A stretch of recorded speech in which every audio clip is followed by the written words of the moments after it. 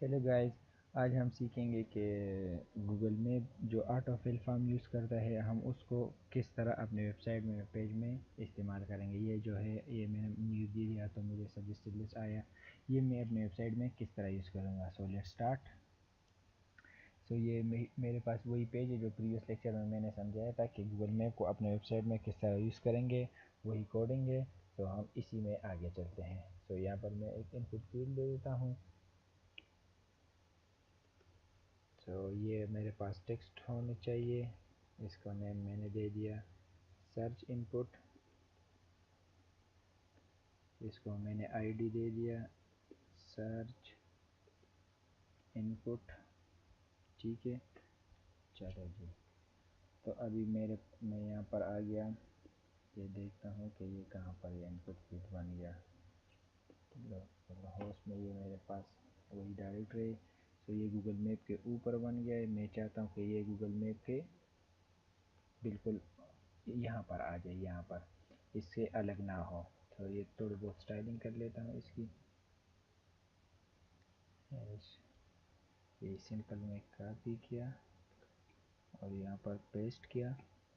यहाँ पर मैं लेता हूँ कि इसकी पोजीशन एब्सोल्यूट होनी चाहिए। टॉप से मैं इसे कर लेता हूँ 10 पिक्सल और टॉप से ये नीचे आ जाए। लेफ़्ट से मैंने किया 10 पिक्सल, लेफ़्ट से भी चला जाए और जेड इंडेक्स मैंने इसको किया फॉर एग्जांपल 9। ठीक है, गुड। अच्छा, गूगल प्लेस के लिए जब हम प्लेस सर्च करें तो इसके लिए हम एक अलग एपीआई यूज़ करेंगे। ये जो मैंने कमेंट किया है अनकमेंट कर लेता हूँ।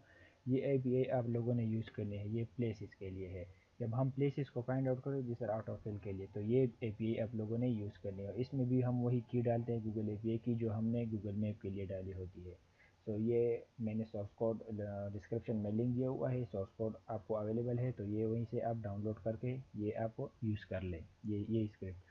सो ये मैंने यूज़ किया। अच्छा, अभी दूसरी बात ये है कि मैं यहाँ पर मैंने जो यूज़ किया है एसिंक डिप, ये मैं इसे हटा देता हूँ। ठीक है, अभी मुझे इसकी कोई ज़रूरत नहीं है। और ये जो कॉल बैक फंक्शन मैं यूज़ कर रहा हूँ ये भी मैंने हटा दिया।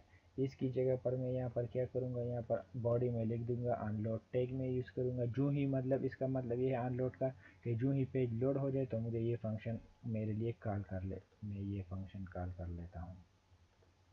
मैंने ये फंक्शन कॉल किया। अभी इस फंक्शन में 2-3 लाइन है बस, वो मैं लिख दूंगा, बस मुझे ऑटो फिल फॉर्म खुद ब खुद आ जाएगा। अच्छा, तो सबसे पहले मैं ले लेता हूँ एक वेरिएबल इनपुट की नाम से। यहाँ पर मैं अभी वही इनपुट फील्ड एक्सेस करूँगा जो जहाँ पर मुझे ये इनपुट फील्ड इनपुट जहाँ पर मुझे सर्च करना है। So document dot get element by ID. अभी मैं वो आईडी से एक्सेस करूँगा। सो ये उसकी आईडी है, मैंने कॉपी किया यहाँ पर पेस्ट किया। उसके बाद फिर मैं क्या करूँगा, मैं फंक्शन कॉल करूँगा new Google Google dot maps dot place. जिस तरह मैं लिखूँगा बिल्कुल सेम टू सेम उसी तरह आप लोगों ने लिखना होगा, तभी वो काम करेगा। ये बिल्ट इन फंक्शन है। अभी इस फंक्शन में एक ऑटो कंप्लीट फंक्शन में मैं वही इनपुट फील्ड डालूँगा जहाँ से मुझे सर्च करने हैं। तो ये मैंने इनपुट डाल दिया, ये मैंने ये वेरिएबल लिया। आप इसे कुछ भी input search input input S S मैंने दे दिया, तो आप लोगों ने यही देना। ये लाजमी नहीं है कि इनपुट आप लोग वही दे दें। अच्छा, ये मैंने सेव कर दिया। अभी यहाँ पर मैंने ये रिफ़्रेश किया। अभी यहाँ पर फॉर एग्ज़ाम्पल मैं दे देता हूँ न्यू ईयर। देखो मैं न्यू ईयर तो सजेस्टेड लिस्ट में मेरे पास क्या आ गया, ये सारे लिस्ट आ गए। ठीक है, अभी इनपुट फील्ड को अगर आप लोग थोड़े वो स्टाइलिंग करना चाहते हैं तो अलग बात है, कर सकते हैं। अभी मैं इसको वेट दे देता हूँ, वेट 50% फॉर एग्ज़ाम्पल।